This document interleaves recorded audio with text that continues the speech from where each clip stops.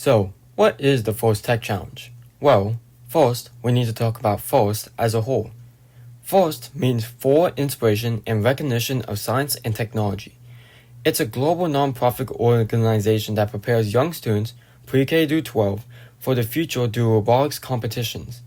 It started back in 1989 by this inventor named Dean Kamen. His idea was simple. Let's get students hyped about science and engineering, not just through textbooks and tests, but real hands-on building, designing, and competing. FIRST has two notable competitions, FIRST Tech Challenge and FIRST Robotics Challenge. Every year, FIRST rolls out new games across its different competitions. In the games, they're creative. One year you're stacking blocks, another you're delivering ducks to a carousel. In this video, we'll just be talking about the FIRST Tech Challenge, or more commonly known as FTC. FTC is a robotics challenge in which teams of students grades 6 through 12 compete in a game using their robots. Each team is represented by a number. The larger the number, the younger the team. For the game, a playing field can typically fit in a room about the size of a garage with its 144 square feet of area. Each 6-month FTC season has a new challenge that is released with a new theme.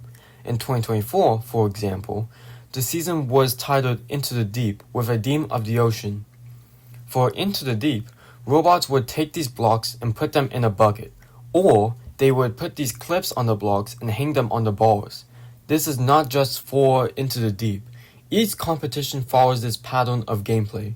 For every new season, we can usually expect that the season's games will consist of the following: score an object into a goal to earn points, enhance the usage of the object somehow to increase points, and earn points through other miscellaneous means. You'll always see these phases: autonomous, where your robot drives itself; teleop, where drivers take control; and endgame, where everything goes wild and everyone yells.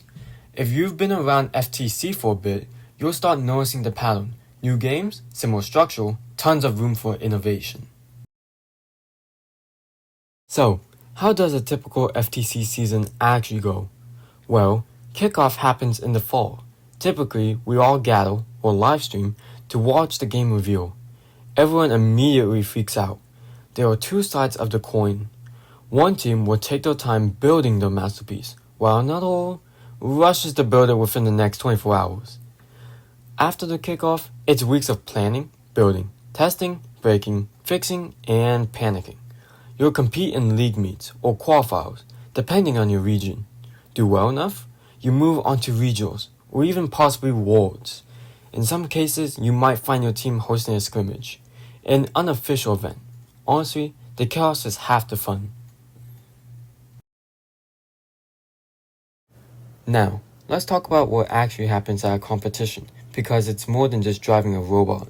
Here's the usual process at an FTC event. First, there's the check-in and setup. When your team arrives, you check in at the registration desk. You'll also get a table assignment. Then, you head to your pit area, where your team sets up your robot, tools, and laptops.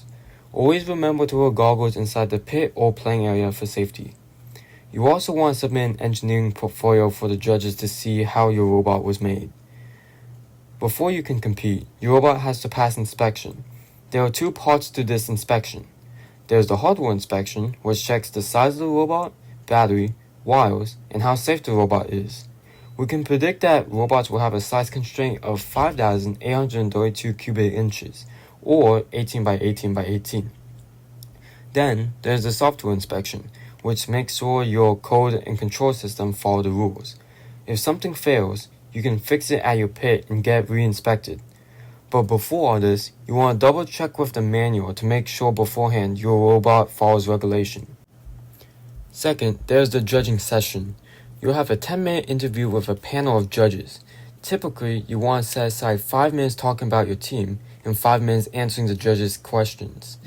Your whole team should talk about the robot's design and programming, outreach and community involvement, and the teamwork and problem solving that your team did.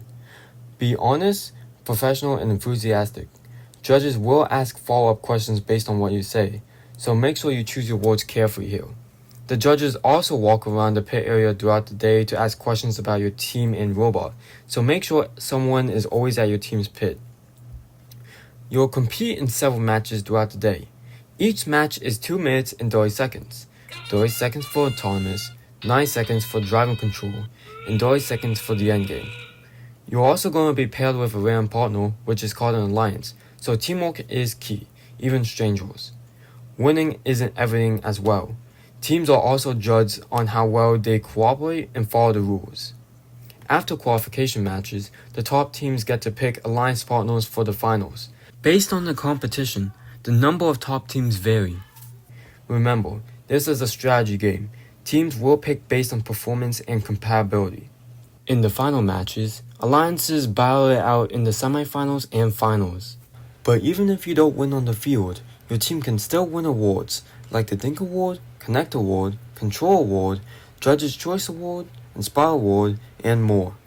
Team awards are based on the engineering portfolio, the different interviews, and event volunteer feedback. As of 2025 to the 2026 season, FTC uses a points system. You earn points across the whole event, and the top teams advance based on how many points they obtained. Always aim for a well-rounded performance, not just robot power. Your robot doesn't just come out of thin air. You'll be using parts from a few key manufacturers. Robotics, for example, is a fairly common company for its power supplies and processing components. A very popular one is GoBuilder, for its hardware, which many teams will use for their robots' main structures. AndyMark is another company you'll see, but teams typically go to them for playing fields rather than parts. And finally, we have Tetrix, who sells motors and base parts, similar to GoBuilder. Here's the software we rely on to bring our beautiful robots to life. Android Studio. We write our code in Android Studio using Java, the programming language of choice by FTC. This is where the magic happens. We build op modes, press run, and robot listens, most of the time. FTC Blocks programming tool. New to coding? Blocks is perfect. You drag, drop, and the robot moves. It teaches logic without worrying about syntax. Blocks to Java is a smooth upgrade. Start simple, then switch when you want more control. Onshape and Autodesk. Before we build, we design in CAD.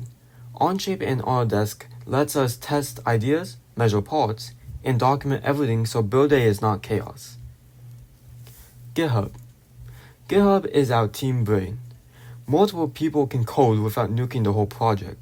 And trust me, version control will save friendships. Alright, let's not sugarcoat it. FTC isn't the cheapest. Between registration, parts, tools, and travel, the cost can add up fast. Expect to spend around $300 to $500 just to register as a team, and a few thousand more for robot parts, batteries, event registration, and maybe even custom shirts. But here's the good news. There are grants, school support, and awesome sponsors out there. You just have to do some outreach. It also helps to have a diverse team. If you're starting a new team, first of all, welcome to the madness. Here's some advice from someone who's lived through it. 1. Actually read the manual. You'll be surprised how many teams skip it and regret it. 2. Get mentors. Even one adult who knows coding or engineering is a game changer. 3. Apply for grants early. They go by fast. Also, be careful with sponsors. Make sure expectations are clear. 4. And last but not least, have at least one reliable person to keep things organized. Seriously, this saves the whole team. FTC isn't just about robots. It's about solving real problems, working with your team, and growing as a person. You'll struggle. You'll stay up way too late. You might even lose your mind trying to fix a random bug. But in the end, it's worth it. So, if you're curious, go for it. Start a team, join one, volunteer. Just get involved. Thanks for watching, and if this helped, give it a like, and maybe even subscribe for more FTC chaos. Well then, see you at the next comp.